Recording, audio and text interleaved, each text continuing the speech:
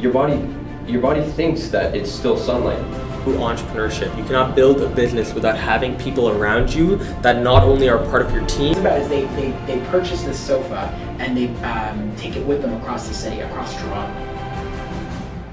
Hey guys, welcome to another episode of the Restless Millennial Podcast, the voice of the motivated youth. Today I've got a great guest on the show. His name is Travis Fonderson, and he is the director of Young Funds Program, which is an educational program aimed at helping young people with their finances. Thanks for being on the show, first of all, Travis. Great to have you. Of course, Stefan. I really appreciate the invite. Happy to be here. So first of all, why finances? Why did you decide to get into helping young people with their finances? Yeah, sure thing. So, financial management, personal financial management specifically, has been something that I've always even been driven towards. I remember even my parents would tell me back in the day when I was a kid, like anytime I'd get allowances, any type of change, I'd always be the type of kid to save it, count it up, see how it's growing and whatnot. And it made sense. Like that's always something I've just gravitated towards. It's like when you like something, you just like something. Yeah. You can't really explain it. As I got a little older, started to get more of those like economical type courses, financial courses. And I sort of started to self-teach myself things in the financial realm. So things about personal investing, a little bit how to actually get started up with investing, what stock market terms, things like that. And as I got into university, I sort of just wanted to get in the habit of providing value to other people. So I jotted down some ideas of, okay, what are my strengths, what are my weaknesses, what makes me happy, what can I do for other people? And at the end of the day, this was the big idea that I came up with. And that's so you started this about a year ago, correct? Yes, that's correct. And so why is it so important for young people to begin investing at an early age? Yeah. What is early in your opinion, I guess? Right. So to answer your first question in terms of why it's important to start when you're young, the biggest thing is really the asset of time that we as young people hold. What too many people don't understand is that they think investing and being financially aware is just something you need to worry about when you become an adult, when you have kids, when you have a house. Really, that's not the case, especially when it comes to investing, because you have that advantage of time. Like the example I always use is going back to elementary and high school math. When you do those financial equations like future value, present value, the things that maximize that future value is really the number of years that the end value that it was being powered to. And when you learn to maximize that and realize to get that as the longest amount possible, that's when you can really maximize your investment and take advantage of the power of compounding, which is getting return on your initial return, right? And then your second question, which was how early is not like. Yeah. What's the perfect age for people to start investing? If you're 12 years old, should you be starting to invest? Right. So if you're 12 years old, it's actually like you could be investing through your parents, but in Canada at least you have to be 18 years of age to actually have your own investing account with your SIN number and identification. So in terms of when actually to put in your own money, 100% by 18 I think is when you should really be starting, because I think you should maximize your time. So as soon as you get to that time point, you start. If you're 12, I do think you can still, if you are interested, most 12-year-olds probably don't even know what the heck this is. But I would encourage parents specifically to start encouraging their kids to at least learn about the uses of money, why it's important to manage your money, and so that they can know when they get to that point where they actually need to start. So what kind of habits do you preach that people should kind of start to develop in order to start saving their money? 100%. Definitely the biggest thing I definitely say is budgeting, personal budgeting. Everyone at a point in their life is going to be getting sources of income, and everyone is going to have lifestyle expenses. You need to know how to manage your income against your expenses to be building a base of wealth that you can actually use to put into financial instruments that can be gaining return on that. Because at the end of the day, you really don't just want your money to be sitting in a bank savings account, because in this economic time period, we're in very low interest rate periods. You're really earning pennies on the dollar, not even that, if your money's just sitting in the bank account. And due to things such as inflation, which is the general increase in price year over year in the overall economy, your money's really getting devalued just by sitting in the bank, right? Just like a car. That's what I'm saying. It's getting devalued if you're not doing anything with it. That's one of the things that I feel is not known enough in our society. We don't preach it to our kids. Even old people don't really, some older people don't really understand that concept, that keeping money in a savings account, you think that account balance is just staying the same, but relatively your purchasing power is degrading if you're doing nothing with even it. banks, with bank fees and stuff, a monthly fee to even have the account over the course of a year, because I think mine is $14.99 a month. Over the course of the year, that's it's a significant amount, right? Exactly. So And one of the biggest things I would say, I remember when I was 18 years old. Right. I mean, I wasn't in the stock market Right. because I was scared of it. Right. So if you're a young person, how do you kind of get over that fear of the stock market or of investing your money? Because, you know, if you're a young person, and you see a lot of things around you in movies and stuff. Yeah. You learn about the Wall Street crash Yeah. in school, Mhm. and so that you develop this kind of misconception that if you put your money in the stock market, you're gonna probably lose it. Right. So how do you kind of get past that?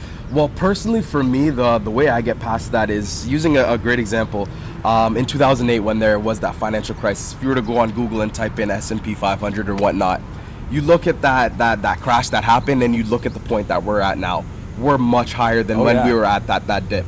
So being a young person, this is the way I think of it. I'm willing to take on a lot of risk now simply because I don't have those necessary those obligations, such as a mortgage to pay off, such as children to pay for. I don't have a family, anything like that. So really, I do have a family, but not in not in that type of manner. But if I were to lose every single dollar to my name, like, obviously I wouldn't be happy, and I'm not saying that should happen to anyone, but I would still have a house over my head. I'd still have clothes on my back. I'd still have school to go to. Why? Because I'm still under the bearing of my parents, right? I'm still a young individual. And even when I do get older in my 20s, I'm sure my parents would still be there to support me in some manner.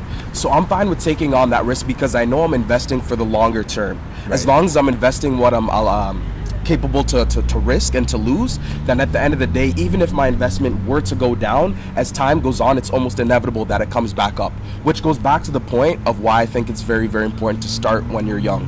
So, and then another one of the biggest things is invest how much you're willing to use. Yes. I like that because, you know, if you go all in on something, then, you know, you can be coming out with nothing. But if you take a certain amount of money and say, okay, like, I'll still be fine if I lose this. I think that takes away all of the anxiety and stress that comes with investing. Exactly. And it goes back to that point where you said how you can sort of prepare yourself for this is by budgeting. If you budget an amount to invest, then it's almost like budgeting for like an expense in a sense, because it's not money coming straight to your bank account. So you've already accounted for that potential loss, right? So let's say you're a student, you're working part-time.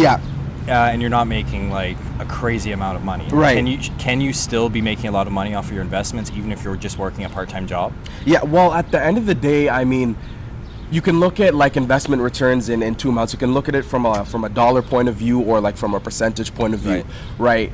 If you're investing a small amount of money, then although it may not seem that you may be getting a large return from a dollar point of view, you can definitely be getting a large return from a percentage point of view. So that's how you always have to look at it. In terms of if you're working like a minimum wage, like lower paying job, nonetheless, I think it's really quite important to be putting away as much as you can, because I mean, you're not going to be if you're working now, that means you're taking initiative, and you're not going to be earning that low wage your whole life, right?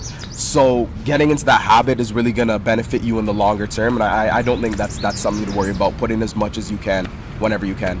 So let's go back to when you're 18 years old. And you want to get into the stock market, but you're a little bit scared, and because there's so many options, you don't know where to start. So where do you kind of start? Really, I guess that's the question. Where do you start? Personally, for me, I just started to try to educate myself. Like, I mean, we're probably in one of the best like research periods of time in terms of having research tools. Google is amazing. That's how I learned almost everything that I know, with the exception of like mentors and school and whatnot. But for example, Investopedia.com is probably one of the most resourceful. You've probably heard of it. Is one of the most resourceful things that they have out there. Not only do they have quotation systems talking about news going on in the stock market every single day, they have educational pieces like videos for almost any business or financial term that you can think of.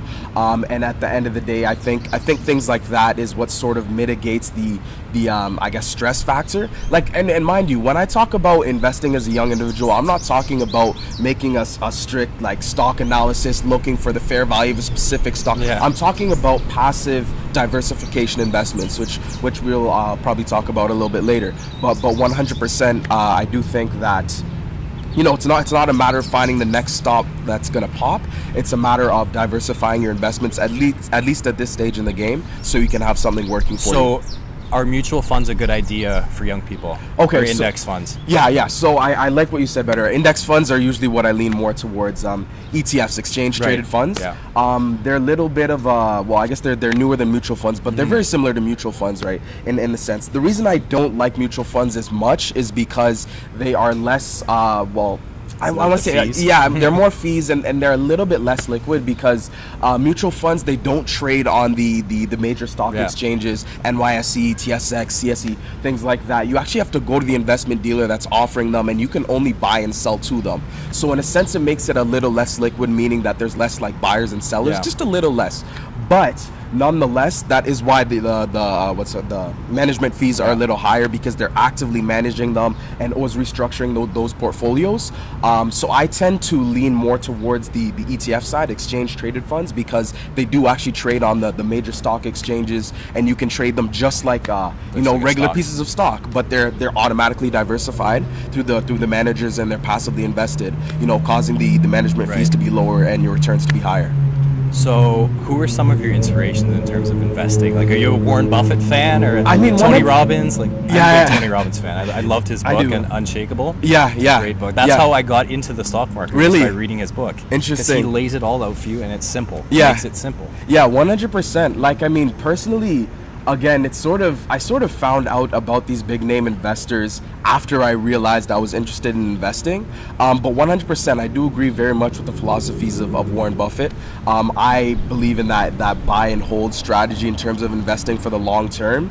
After doing research, just looking at his theories and philosophies, like they're things that make so much sense to me, and what I've sort of manufactured into my own program with the YFP and whatnot. So I'll just definitely say he's probably at the top of my list. Perfect. Yeah. So if we go back to your business, Young Funds program, what kind of services do you provide to young people in order to educate them about finances? Yeah. So sure thing. There's actually three main avenues that we've sort of constructed at the Young Funds program. The first one that we had was called just our content releases, right? So I'll get up on a camera just like this, and I'll have my notes.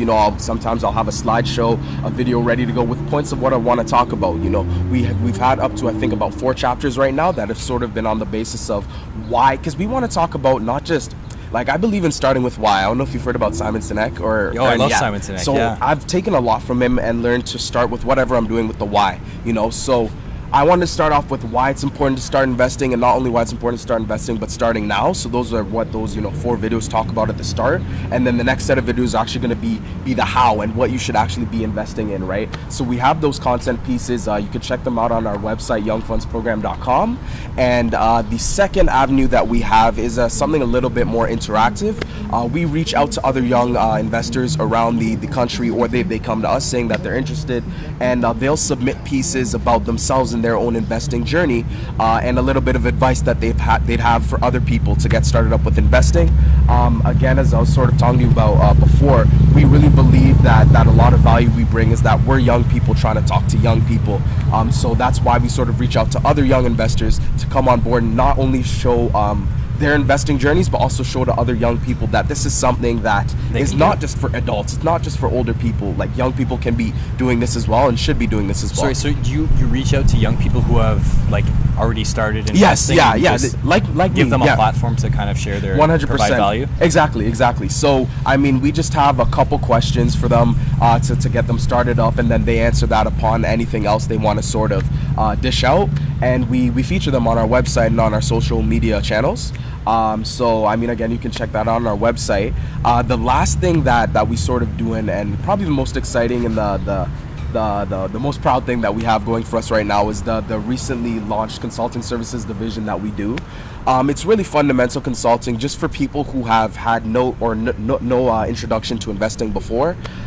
We basically have a call with them, and we'll talk about 3 main things: how they can get access to the market, different types of investment tools that they can use, fundamental investment tools like ETFs, and then we'll actually refer them to public market resources that they can use to not only find new investments, but also keep up to date with their current investments and see what's going on in the market. So can people talk specifically to you, or do you have a team that kind of deals with that as well? Right. Yeah, so firstly, right now I'm the main consultant or advisor, whatever you want to call it. Again, because, be that as it may be a year since this has been a thing, YFP and in general, I still really do consider it in its initiation stages, because a lot of it has been on me, which is no problem. That's what I'm passionate about, and I'm more than happy to take on that. But I'm definitely looking to expand the team going into the future and get more consultants on board, student consultants on board. So right now it is just me at the moment, but 100% looking to take on more people in the near future. So there's a lot of financial services like agencies out there. Yeah. How is Young Funds program different from something like Wealth Simple or something like that? Because I know that's a big one right now. Yeah, well, Simple is really good. Actually, yeah, 100%. With the Young Funds program, I think the difference between us and those other ones is that we're not trying to sell you on anything. We're not trying to make a dime from you. Yeah, ultimately, like when I watch a Wealth Simple commercial, Yeah. I know that there's a commission somewhere embedded in beneath that. Yeah. So Yeah, that's the thing, right? 100%.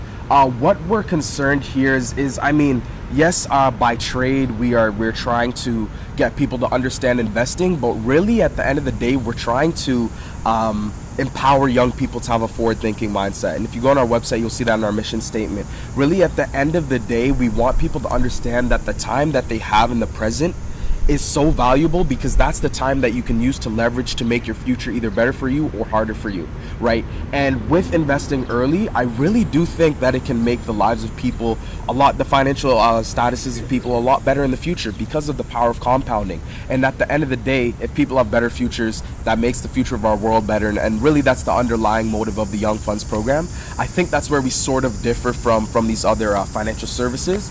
Also, I mean, our end goal is to educate, encourage, and empower, right? Again, we don't really necessarily have a concrete product to sell, but it's more so of a mindset that we're trying to put out there, and that's where I think our differentiating factor is. So when you're a young person, obviously young people like to go out, they like to spend their money, they like to do stuff, go on vacations, travel.